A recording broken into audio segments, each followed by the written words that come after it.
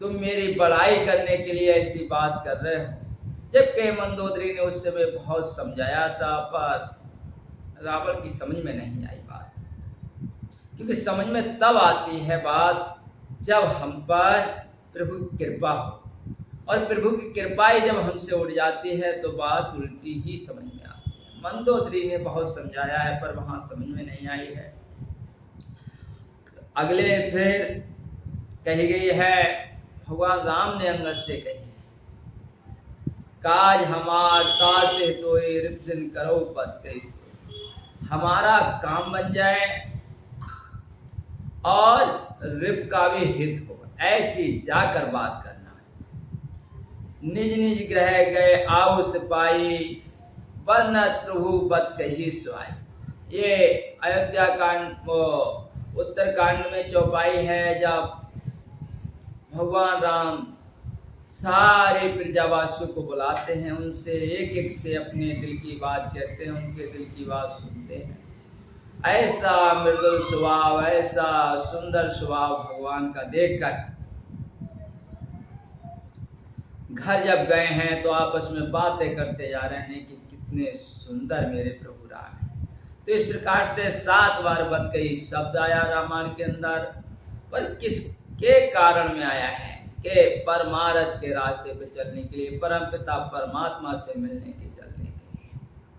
हम भी अगर बात करें तो प्रभु से मिलने की बात करें। एक साधु ने कहा है कि बातें करो तो हरि की करियो, व्यर्थ की चर्चा करियो ना। बात अगर करना भी है तो हरि से मिलन की बात हो, व्यर्थ की चर्चा ना हो। हमारे अंदर व्यर्थ की चर्चा बिल्कुल ना हो। गोरख तो यहाँ तक कहे कि घर में बाता बाहर बाता, बाता जाता आता जाता, बाता बाता जन्म बीतिया जब मारे यहाँ लाता। तुम घर में होते हो तो बात करते हो, बाहर होते हो तो बात करते हो, बातों ही बातों में तुम्हारा पूरा जीवन बीतता चला जा रहा है, आगे यम लाते मारे। तो इस प्रकार से बात, वैसे बात का बहुत बड़ा महत्व है। बात के ही कारण अगर देखा जाए तो सारे संबंध अच्छे होते हैं, बात के ही कारण ब्याह शादी होती है।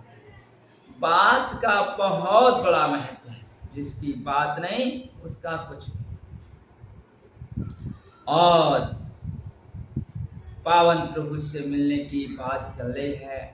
बाबा तुलसी रामायण लिख रहे हैं, अभी शुरू हुई है वंदना करते हुए आगे कह रहे हैं,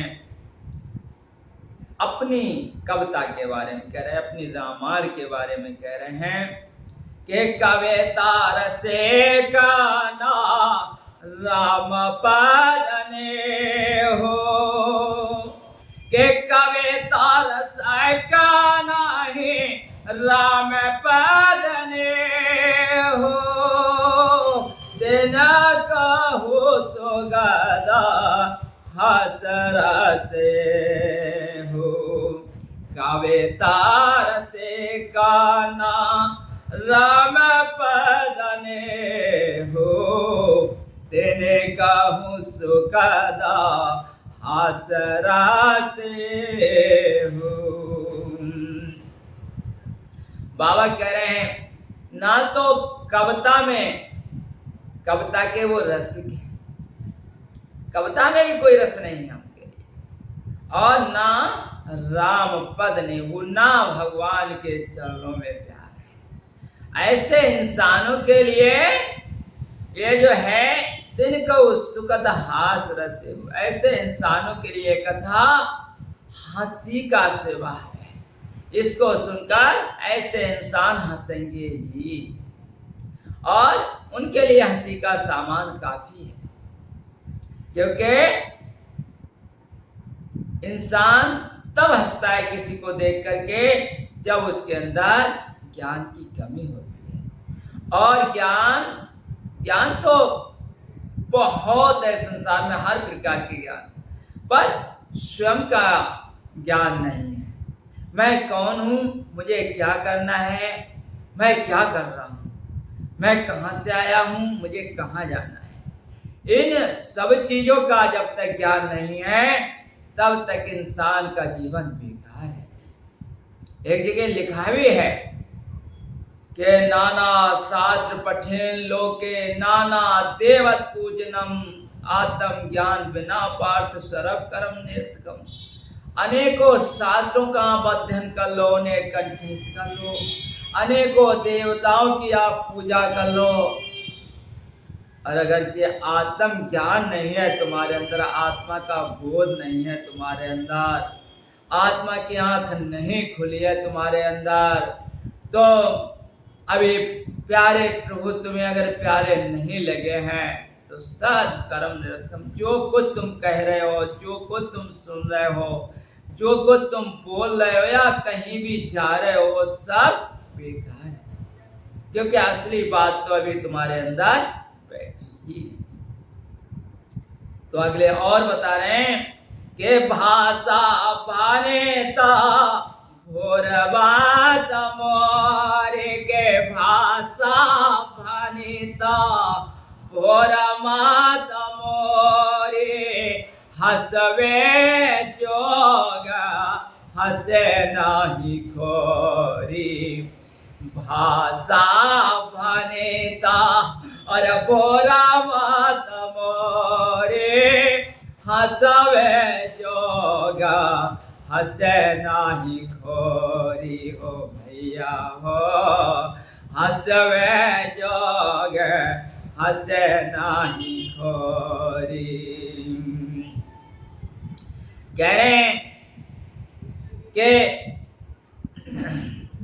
भाषा बने। एक तो मैंने अपनी भाषा में ये इसके लिए लिखा है, अपनी भाषा में मैं इसे गा रहा हूँ।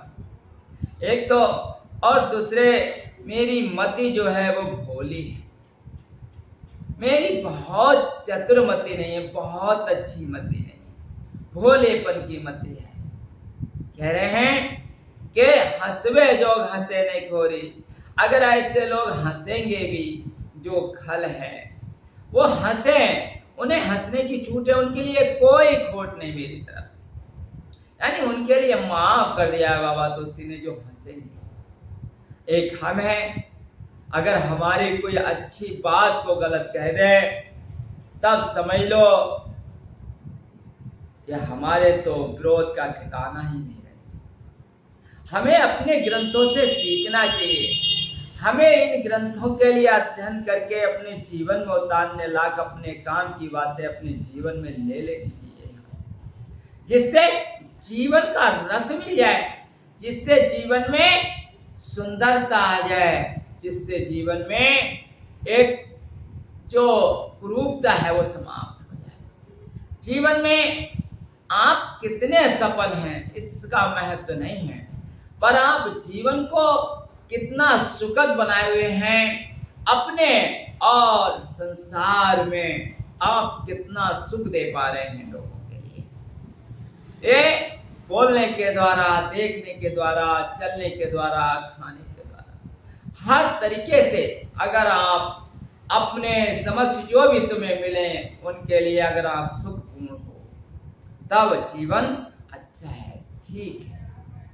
अगले फिर बता रहे हैं, अरे प्रभु पद प्रीता न सामोजनी के, प्रभु पद प्रीता न सामोजनी के, तिनहि कथा सोना लागे पीके। के प्रभु पद प्रीता न सामोजनी के, तिनहि कथा सोना लागे फीके। हो तिनहि कथा सोना लागे फीके। प्रभु पद प्रीत लगा, ये कहना चाह रहे हैं बाबा तुलसी, प्रभु पद प्रीत, पर वहां बीच में ना लगा दिया। ना प्रभु पद प्रीत ना सामुजनिकी, ना समुझ ही अच्छी है, ना प्रभु की से प्रीति है, ना ज्ञान ही अच्छा है। तिनको तिन्हीं कथा सुन लागे फीकी, उनको तो ये कथा सुन करके फीकी लगेगी कि इसमें तो कुछ है ही नहीं। जबकि कह चुके हैं कि आगे कहेंगे कि यह में रघुपत राम उदारा, इसमें सबसे बड़ी बात है कि इसमें राम नाम रूपी उदारता भरी। इसलिए रामायण की हर चौपाई राकार और मिकार से मिली हुई है। हर चौपाई के अंदर रा और मां मिश्रित है। हर चौपाई के अंदर आप अगर ध्यान से पढ़ेंगे तो आपको चौपाई के अंदर रा और मां मिल जाए। तो हर चौपाई राम नाम से शोभित है। इसलिए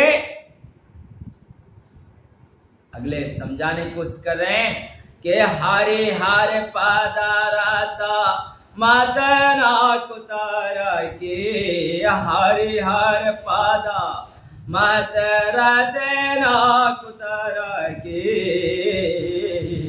तेन कौ मधुर कथा रघुवर की, हरि हरि पद रत मदना कुतर के, हरि हर पद रति मदरा कुतर के, तेन कहु मधुरा कथा रघुवर की, तेन कहु रे मधुरे कथा रघुवर की।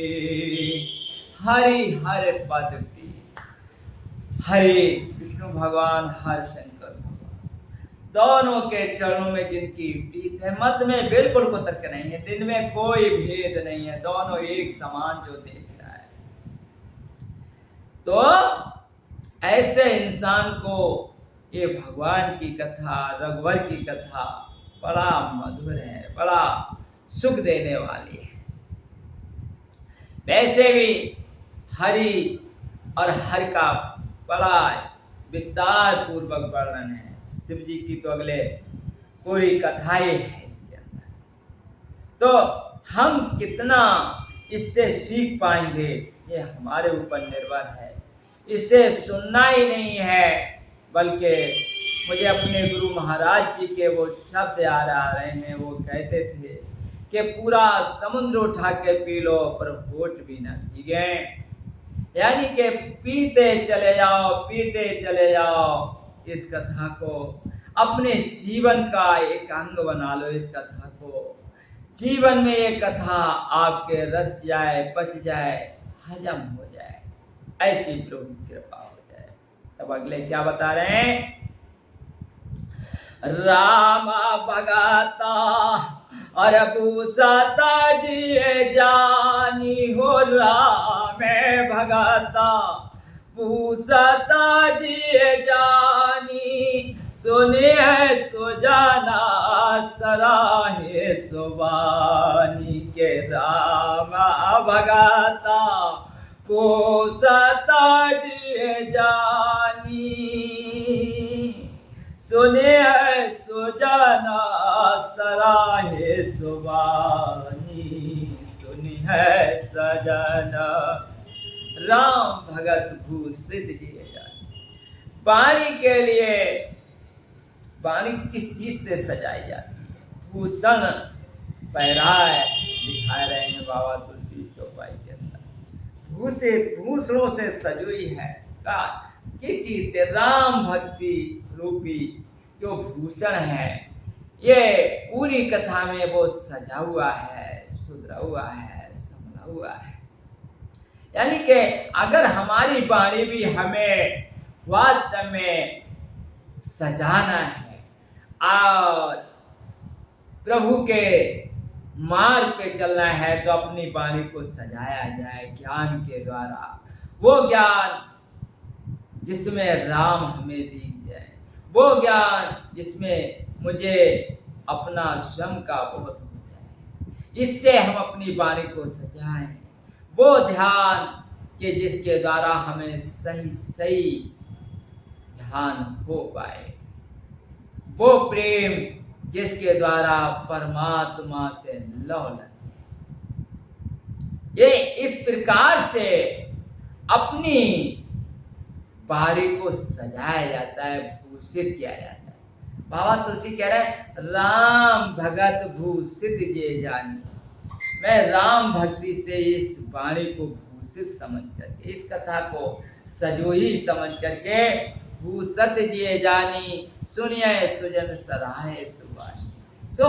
सज्जन लोग इसे सुनेंगे और सुनेंगे ही नहीं बल्कि सराहना करेंगे कि बाबा तुलसी ने वास्तव में बहुत बड़ा काम कर दिया कलयुग में, बहुत बड़ा काम।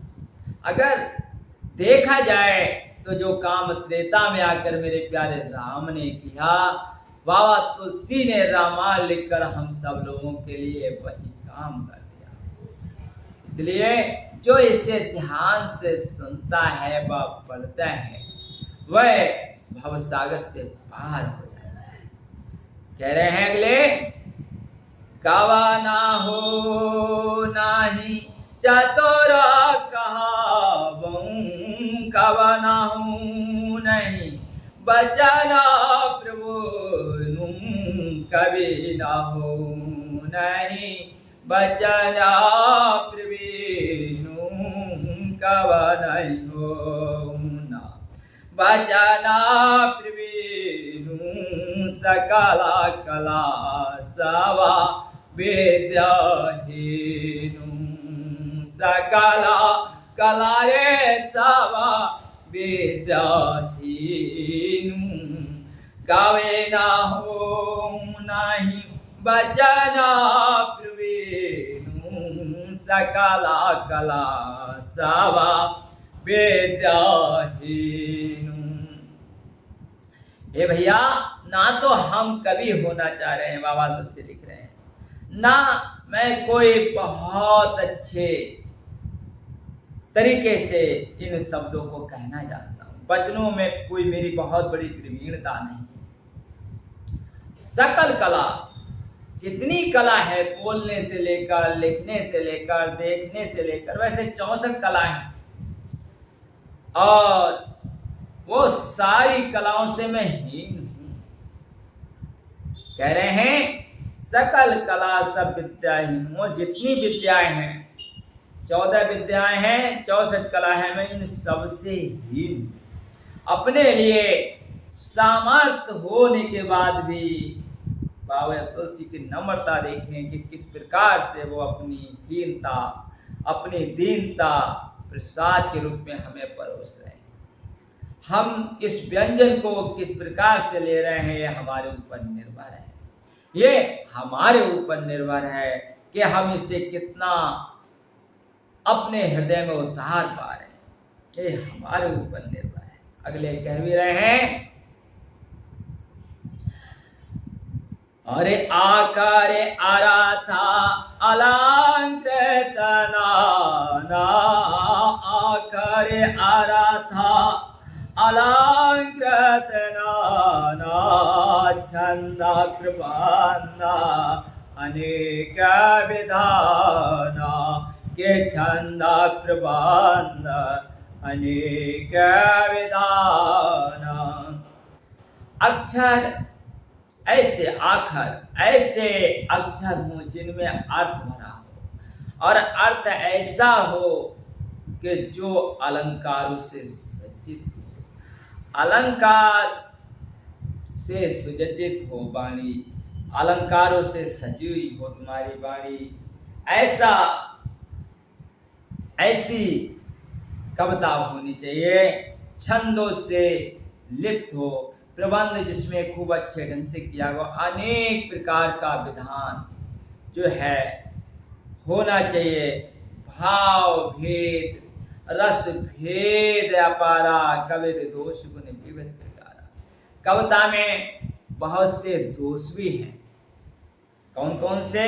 भाव भेद, आपके अंदर कैसा भाव है, कैसा भेद है, अनेक प्रकार के भाव हैं, अनेक प्रकार के रस हैं, अनेक प्रकार के कवित दोष गुण विविध प्रकार, कविता में दोष भी होते हैं और गुण भी होते हैं विविध प्रकार के। पर आगे कह रहे हैं कि भनित मोर सब गुण रहे, विश्व विजेता गुण एक। भनित मोर सब गुण रहे, विश्व विजेता गुण एक। सो विचार सुनिए सुजन सुमित, तिनके विमल विवेक। सो विचार सुनिए सुमित, जिनके विमल विवेक। बता रहे हैं भनित मोर, मेरी ये जो कविता है, मेरी जो एक गाथा है, वो सब गुण रहित है, कोई इसके अंदर गुण नहीं है। जबकि ईमानदारी से पढ़ी जाए रामायण तो सारे गुण इसके अंदर समाये हुए हैं। पर अपने के लिए कितनी सरलता से पेश किया है बाबा तुलसी ने। धन्य है बाबा तुलसी, कलयुग में हम जैसे जीवों का उद्धार करने के लिए आप आए। सब गुण रहित, कोई गुण नहीं है, विश्व विदित गुण है। पर पूरे विश्व में एक गुण है जिसको सबसे बड़ी मानता है, राम नाम। तो वो सो विचार सुनिए सुने, जिनकी सुंदर मति है उसको विचार करके उसे जरूर सुनेंगे। जिनकर विमल विवेक, जिनके अंदर निर्मलता है, पावनता है, ऐसे इंसान जरूर सुनेंगे इस कथा को। अहे मैं रगपत नामे उदारा, इसके अंदर भगवान राम का नाम जो है वो उदारता पूर्वक छाया हुआ है, भरा पड़ा है। अहे मैं रगपत नाम उदारा, इसके अंदर उदारता पूर्वक उद्धार करने के लिए राम नाम जो है वो भरा हुआ है। उदार, उदार का मतलब वो होता है कि जो वास्तव में कमजोर से कमजोर व्यक्ति के लिए भी अपने संग लगा ले, जो कुछ ना जानता हो उसे भी जना दे। ऐसा ये राम नाम है जो इसके लिए दिल से गाता है। ये सारे ज्ञानों का ज्ञान है, सारे ध्यानों का ध्यान है, ऋषियों का वास्तव ये भंडार है राम नाम।